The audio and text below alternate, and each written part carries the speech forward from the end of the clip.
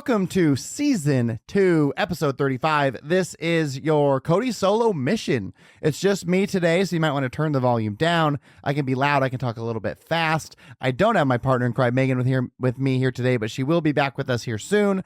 This episode is all about what you need to do to prepare for your 2025 season. Hopefully, if you're listening to this, you're already well underway with that. But if not, this episode is going to give you all the tools and tricks that you need to succeed in 2025.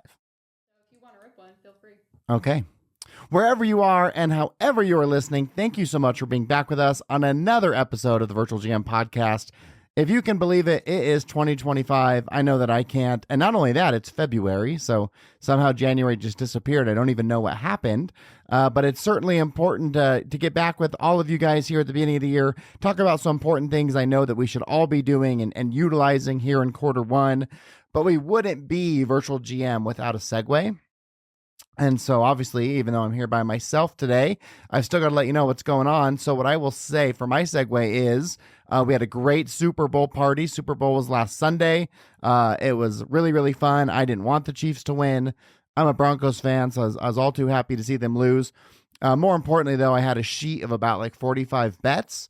I made a bunch of like $5 bets, so I was really rooting for that more than anything.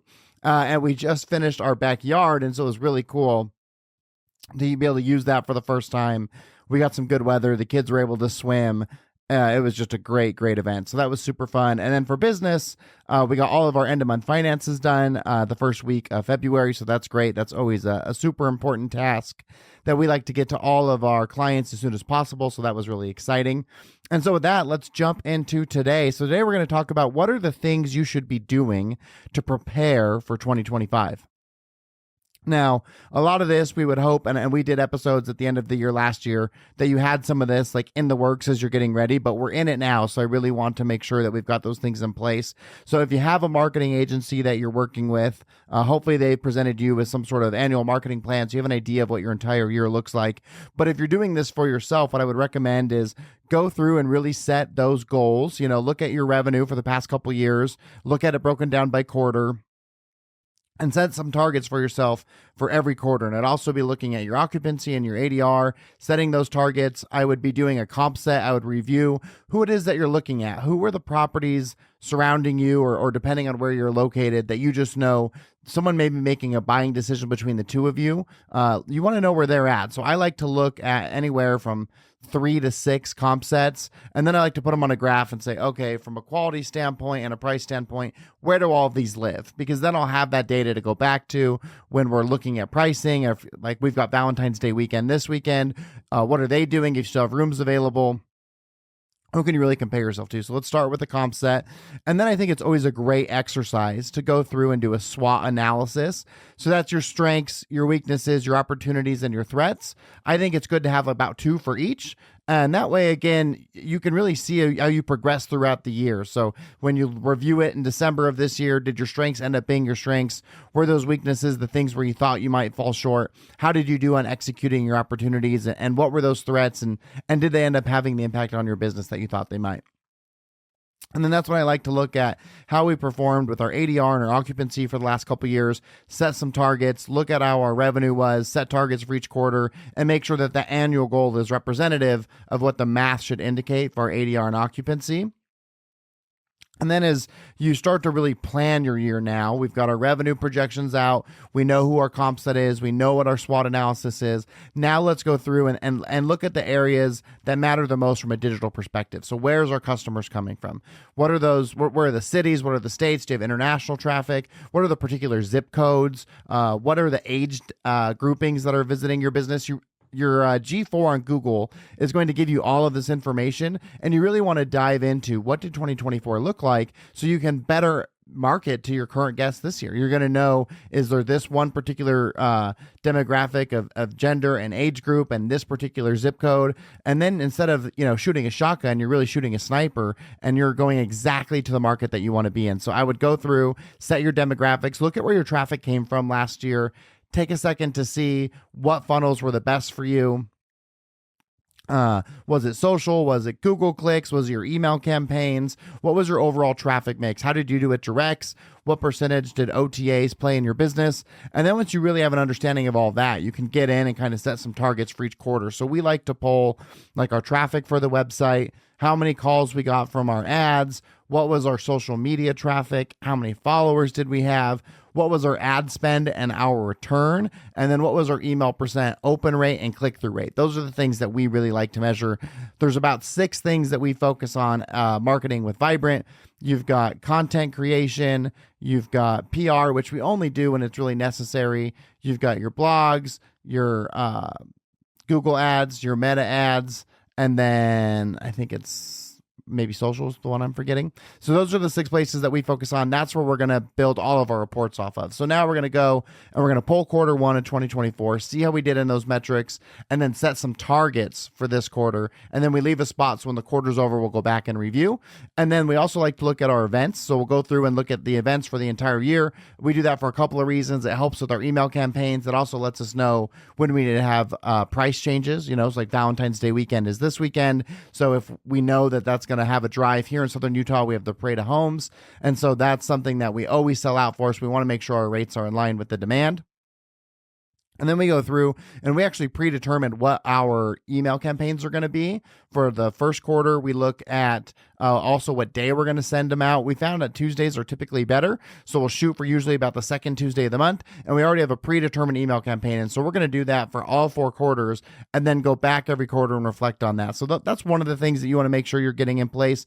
And then the other is, depending on what your PMS is and how your rate strategy works, you really do want to have as close to 365 days of booking opportunity available. So as silly as it is, I know that there's properties that have gotten into this time of the year only to realize like, oh my gosh, we don't even have our booking window open for July.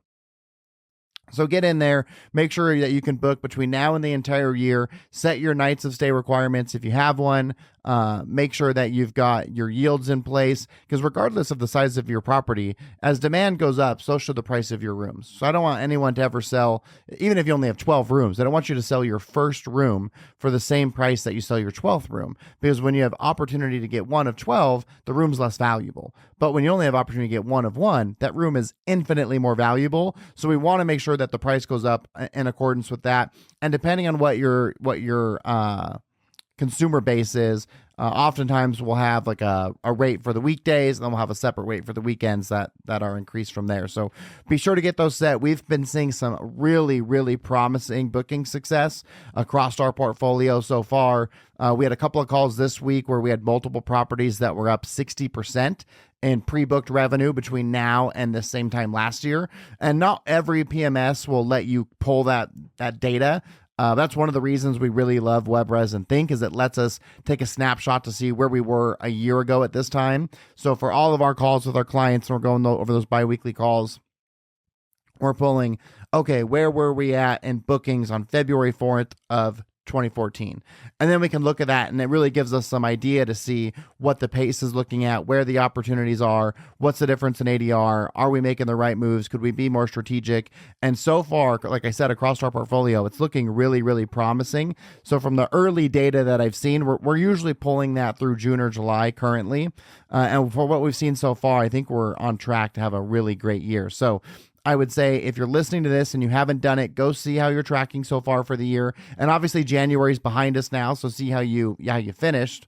And if you aren't finding yourself in the place you want to be, as you know, if you're a longtime listener, you can reach out to us at any time. So you reach out to me at Cody@thevibrantteam.com. Free consultation. You want to hop on a call, have us take a look, give you some suggestions, see if we'd be a good fit. Just please reach out. We want to help and make an impact for as many people as we can. So that's one of them. Get your price strategy right. Also, one thing I left on annual marketing plan was your promos.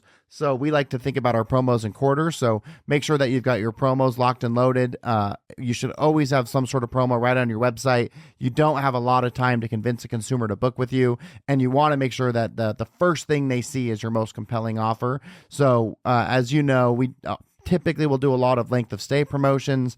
Anytime that you can get a guest to stay multiple nights, your profit increases exponentially. So you want to really make sure that you've got something that's going to get your guests compel them to stay more than one night, because one nights are the thing that we want to try and avoid the most. So have your promo on, have it pop up on your website, and then that's where Meta is really valuable. So we find that we're going to get way more bookings off of our Google ads. So the conversion from an ad to a booking on Google is far superior than we find on Meta. But Meta has a really important place because that's where we do all of our retargeting. It's where we're doing our top of funnel ads and our middle of funnel ads. And we are always updating those every quarter to reflect our promos. So you want to make sure that you have that going. Again, something we can certainly help you out with. Meta's made it easy to do some like smart campaigns if you're not at the place yet where you can invest in an agency or you want to try to learn and do it yourself. There's all of those tools out there too, but you want to make sure that you're relevant, because what you'll find is everyone else is doing it also, right? The OTAs, your booking.coms, your Expedias, they're up there. They're even buying your own keywords. Reservation.com, we have found, will buy your own keywords. So you want to make sure that you're doing that, because you don't want someone to think they're booking with you and end up on a different website. So make sure that you've got that marketing in place. And then, of course, you can't not talk about finances. My segue today was end-of-month finances. Ideally, you would have a budget built out for the year. So I'd love to have you kind of have an idea, especially if you were open last year. What did your cash flow look like last year? What were the places where you had opportunities? And really kind of map that out for all 12 months. And then that way, every single month, you don't have to rethink about what you need from a budget standpoint. You should already have that built, and then you can be monitoring that. And if you haven't yet, I really would highly recommend you go back and go through January, reconcile with your bank statements, and really make sure that you're paying attention to your finances, because it's so easy as business owners, especially for small boutique hotels where you're running them, that, sometimes you just get stuck in the weeds. And as long as there's money in the account, things are good. But I really, really want to encourage you to get in your finances every single day. Anything you pay attention to grows, and you've got to water your finances just like you'd water your plants. So please, please, please make sure that you're in there every day. Let's make sure that you've got some social activity. Meta, we talked about from an ad standpoint, but then there's also the organic piece where you can end up on your For You page. You can build that awesome relationship with your guests. So ensure that you're doing that. If you haven't looked into softwares that can help you with your property, like a Lynx or an Akia or a Talzy AI, you want to make sure that you're utilizing those. It's only going to increase your customer satisfaction. Akia has been an absolute godsend for us. It's amazing in what it's done from our ability to converse with our customers and to make sure that we're able to address any issues that they might have. We've seen a huge increase in our TripAdvisor reviews. Same with Talzy AI. Their AI is phenomenal. Their reputation management is through the charts. We've got a property that's got 3 different businesses in it. And I think for the first 90 days, just organically, they were getting about 15 Google reviews a month. And once we started using Talzy AI, it went up to, it was over 100, a couple hundred even, somewhere between 100 and 200 reviews. So it was just absolutely phenomenal in what Talzy was able to do for us from a rate management standpoint. And you know that when people are going to book with you, they're going to check your different review platforms. They're going to look at your TripAdvisor and your Google ads. Your Google My Business, and they're going to see what are people saying about you when they make that booking decision. And something interesting that I actually just learned last week from a group that we work with, Avenir Hospitality, and they have one of their GMs who's going through the hospitality program at Cornell, and he just they just went over a study last week in his class about responding to reviews. And what this study found from Cornell was that the sweet spots to respond to about 40% of reviews, and of course all of the bad ones, but that there's really no net benefit over 40%, which is interesting to us. That's news. I mean, we at our properties, we respond to every single review, good or bad or indifferent. But according to this new study from Cornell, that may not be the right solution. So I think to be good at anything, you've got to be willing to be nimble. So I'm going to kind of jump into that study. And what I'll do, let me make a note. I'm going to put that study in the show notes, because then if you want to check that out for yourself as you're deciding at what capacity makes the most sense for your property to respond, you can use that data and see if that makes sense for you too. And then, of course, for our properties, a lot of our seasons are really kicking off mid-March. Oftentimes we say Easter is kind of when our season kicks off. Easter is in April this year versus March of last year. For our properties that are around Zion National Park, the shuttles start on March 2nd. So that's also kind of an indication of when you can start to see demand. So far, we've seen pretty good demand in all of the months, but we do want to make sure we've got all of the things in place. I think we've just barely finished up all of our deep cleanings at all of the properties, making sure that we're ready to go into the season. Tightening all the nuts and bolts, making sure your ducts are clean, doing all of those things that you may not be able to do in season because of your occupancy, but you want to make sure that before you get this big rush of visitors that you've got all that taken care of. So those are the things you want to do as you're rolling into the start of your season. And other than that, I would say also get into the community. Find the other people who are doing the things you're doing. If you're listening to this podcast, obviously you're doing that.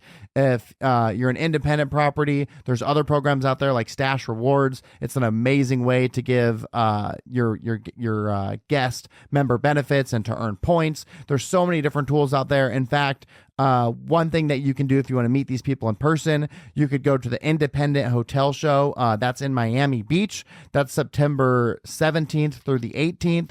Super excited to be asked to be on their board for this one. And because of that, I got a special promo for all of our listeners. So if you use promo code VGM free, you can actually get your admission waived, and you can come to the Independent Hotel Show, see us down in Miami. I think we're going to bring the crew. We'll have the podcast up. You can be a guest, but it should be an absolutely incredible show. The Miami Beach Convention Center is amazing. Obviously, you're in a great city. Come a day early, stay a day late. Enjoy all the offerings that Miami has. We are in tourism and hospitality overall, so it would be a shame to not experience the tourism of Miami when you go. So those dates again are September 17th through the 18th at the Miami Beach Convention Center, and it is the Independent Hotel Show.